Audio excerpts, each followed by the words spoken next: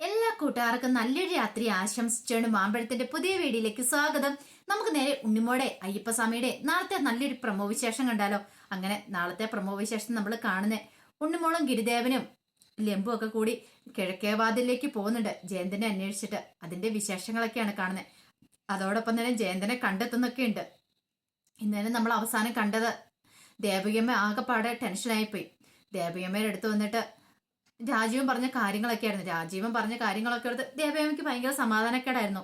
ആ ആചാരസ്ഥാനം താൻ കൊടുക്കണം, ആചാരസ്ഥാനം നൽകാന്ന് പറഞ്ഞ അതിനർത്ഥം ഈ ഉത്സവം നടത്താൻ തന്നെ കൊണ്ട് കഴിയില്ല. അപ്പൊ ഉണ്ണിമോളുടെ ഏറ്റവും വലിയ ആഗ്രഹമാണ്.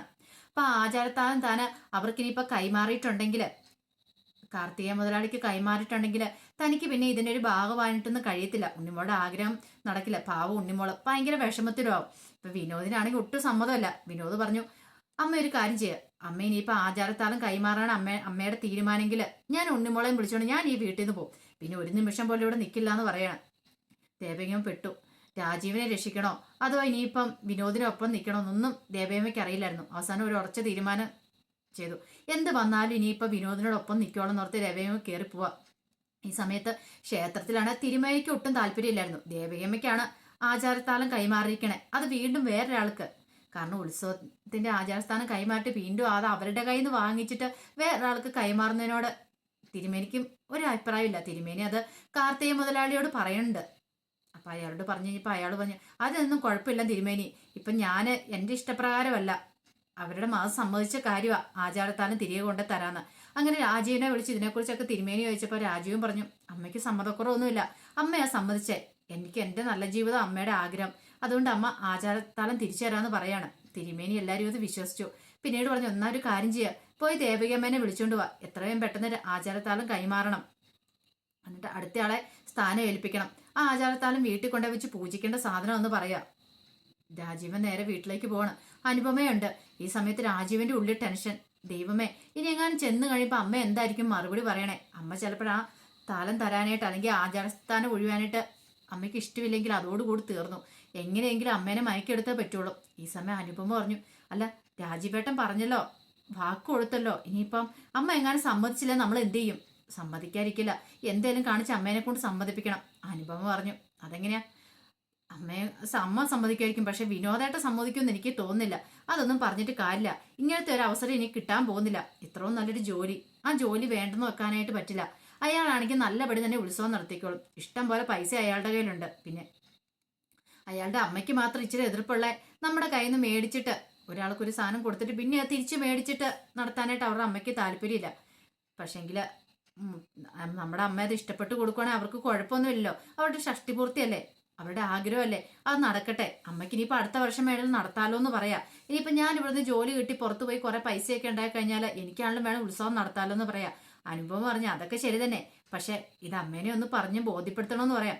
അങ്ങനെ അവർ രണ്ടുപേരും ചെല്ലുമ്പോൾ ജയനും മിനിയും കൂടെ അവിടെ ഉണ്ടായിരുന്നു. ജയനെ കണ്ടപ്പത്തിന് ഓടി ചെന്നിട്ട് പറഞ്ഞു, ചേട്ടാ അമ്മയോട് സംസാരിച്ചു എന്ന് ചോദിക്കുക. സംസാരിച്ചു. അമ്മ അമ്പനും പിന്നെ അടുക്കുന്ന ലക്ഷണം കാണുന്നില്ല. അമ്മയ്ക്ക് ഇതിന് എതിർപ്പാന്ന് പറയാം. ഇനിയിപ്പോൾ എന്ത് ചെയ്യും, എന്ത് ചെയ്യണമെന്ന് എനിക്കറിയില്ല, നീയായിട്ട് ഒന്നുകൂടെ പറഞ്ഞു നോക്കാൻ പറയാണ്. അങ്ങനെ രാജീവൻ ചെന്ന് ദേവയമ്മയുടെ കാര്യങ്ങൾ സംസാരിക്കാം. അമ്മേ ഇന്നേരം ആചാരത്താലം കൈമാറണം എന്നാ പറഞ്ഞ്. ഇത് കേട്ടപ്പോൾ ദേവയ്യം പറഞ്ഞു, എനിക്ക് സമ്മതമല്ല, ഉണ്ണിമോളെ, എനിക്ക് ഇതിനേക്കാളും ഒക്കെ വലുത് എൻ്റെ ഉണ്ണിമോളാ. എൻ്റെ ഉണ്ണിമോളുടെ മനസ്സിലെ ഏറ്റവും വലിയ ആഗ്രഹമാണ്. അവൾ എന്തിനാണെന്നറിയാവോ ഇപ്പൊ ഈ കാടും മേടും താണ്ടി പോയേക്കണേ. അയ്യപ്പസ്വാമിക്ക് തിരുവുത്സവത്തിന് മുമ്പ് തന്നെ ആടയാഭരണങ്ങൾ പണിയിക്കാനായിട്ട് അവള് പോയിരിക്കുന്നത്. അപ്പൊ അവളത് പണിയിച്ചുകൊണ്ട് വന്നു കഴിയുമ്പോൾ ഉത്സവം നടത്താനായിട്ടുള്ള അധികാരം നമുക്കില്ലെന്ന് അറിഞ്ഞാൽ അവൾക്ക് അത് താങ്ങാൻ കഴിയില്ല. അത് മാത്രമല്ല, വിനോദ് ഒരു കാര്യം എന്നോട് ഉറപ്പിച്ചു പറഞ്ഞു, വിനോദിന് കൂട്ടു നിൽക്കില്ല. വിനോദിന് മോളുടെ പ്രധാനം, അതുപോലെ തന്നെ എനിക്കും.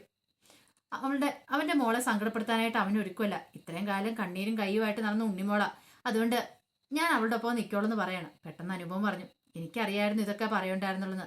ഒരു കാര്യം ഞാൻ പറഞ്ഞേക്കാമേ, ഇപ്പൊ തന്നെ ആ വീടും പോകുന്ന അവസ്ഥയിലാ, കടം കയറി ഞങ്ങള് മുടിഞ്ഞിരിക്കുന്ന അവസ്ഥയിലാ, പൈസ കൊടുക്കാൻ യാതൊരു നിവൃത്തിയില്ല. രാജീവേട്ടനെ ദൈവമായിട്ട് കൊണ്ടുതന്ന ഒരു ചാൻസാ, അയ്യപ്പസ്വാമിയായിട്ട് കൊണ്ടുതന്ന.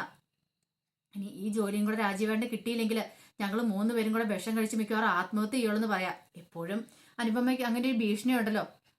ഇത് എപ്പോഴും പറയുന്ന പോലെ തന്നെയല്ല, ഞങ്ങൾക്കിനി ആ നിവൃത്തിയുള്ളൂ. വേറെ രാജീവേട്ടനൊരു ജോലിയും വരുമാനവും ഇല്ല. അമ്മയുടെ ബാക്കി 2 മക്കളും നല്ല നിലയിലാണല്ലോ. പക്ഷെ എന്റെ രാജീവേട്ടൻ മാത്രമല്ലേ ഇങ്ങനെ കഴിയണുള്ളൂ. അതുകൊണ്ട് എല്ലാരും കൂടെ കേൾക്കാനാ ഞാൻ പറയണേ. എന്ത് തീരുമാനം വേണം നിങ്ങൾക്ക് എടുക്കാം. പലിശക്കാരൻ പ്രഭാകരന് അടുത്ത ദിവസം ഇനി പൈസ കൊടുക്കണമെന്നോ അല്ലെങ്കിൽ പലിശ എങ്കിലും കൊടുക്കണമെന്നോ പറയുക. എന്ത് ചെയ്യണമെന്ന് അറിയത്തില്ലാത്തൊരവസ്ഥയിലാണ് ഇങ്ങനെ ഒരു ഓഫർ വന്നിരിക്കുന്നത്. ഇനി അമ്മയ്ക്ക് തീരുമാനിക്കാന്ന് പറയാ. എന്ത് ചെയ്യണമെന്ന് അറിയത്തില്ലാതെ പാവം ദേവക പെട്ടുപോയി. അതോടൊപ്പം തന്നെ വിനോദും.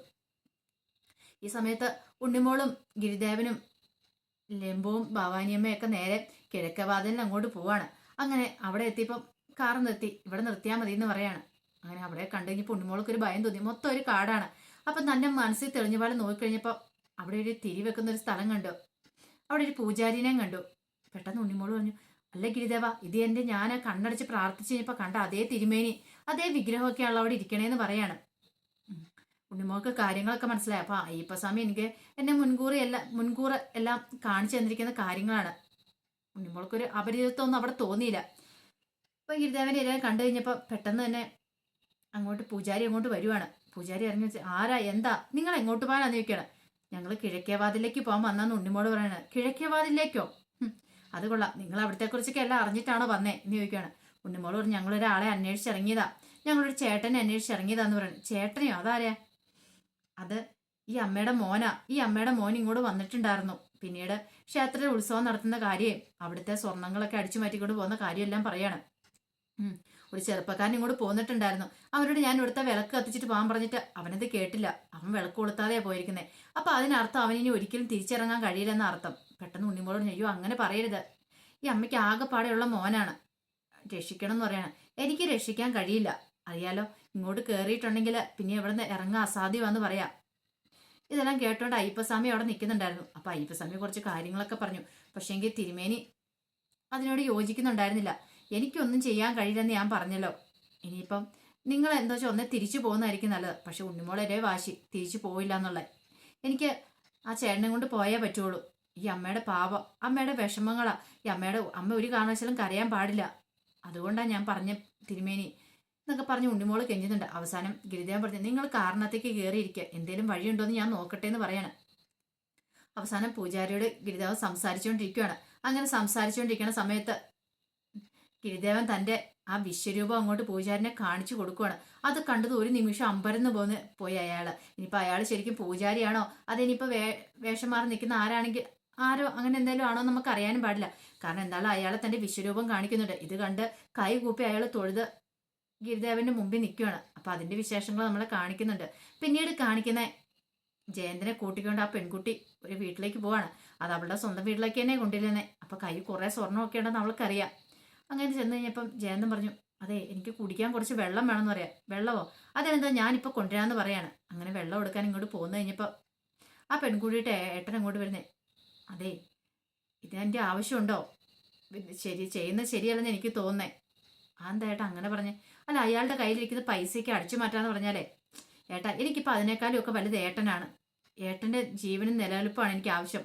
അതുകൊണ്ട് എനിക്ക് അയാൾക്ക് എന്ത് സംഭവിച്ചാലും കുഴപ്പമില്ല, അയാളുടെ കയ്യിൽ നിന്ന് എനിക്ക് പണം അടിച്ചു മാറ്റണമെന്ന് പറയാണ്. ആ സ്വർണ്ണാഭരണങ്ങൾ ഒന്നുകൂടെ ഒന്ന് ആലോചിച്ചിട്ട് പോരെ, എനിക്കിനി ഒന്നും ആലോചിക്കാനില്ല ഏട്ടാന്ന് പറയാണ്. അപ്പൊ അതിന്റെ സത്യാവസ്ഥ എന്താണെന്ന് അറിയില്ല.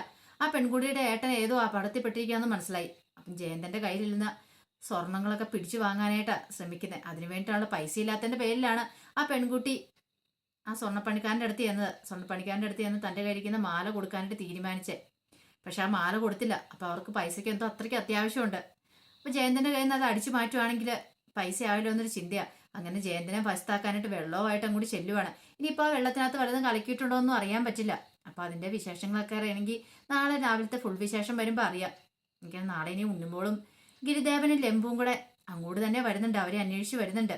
ഉണ്ണിമോള് വന്ന് ജയന്തനെ കണ്ടുപിടിക്കുന്നൊക്കെയുണ്ട്. പിന്നീട് അവിടുന്ന് കൂട്ടിക്കൊണ്ട് പോകുന്നതിന് നല്ല നല്ല വിശേഷങ്ങളൊക്കെയാണ് നാളെ കാണാൻ പോകുന്നത്. അപ്പോൾ ആ വിശേഷങ്ങൾക്കായി നമുക്ക് എല്ലാവർക്കും കാതോർത്തിരിക്കാം കേട്ടോ. അപ്പോൾ ഒരിക്കൽ കൂടി എല്ലാവർക്കും നല്ലൊരു രാത്രി ആശംസിച്ചു നിർത്തുന്നു. നന്ദി.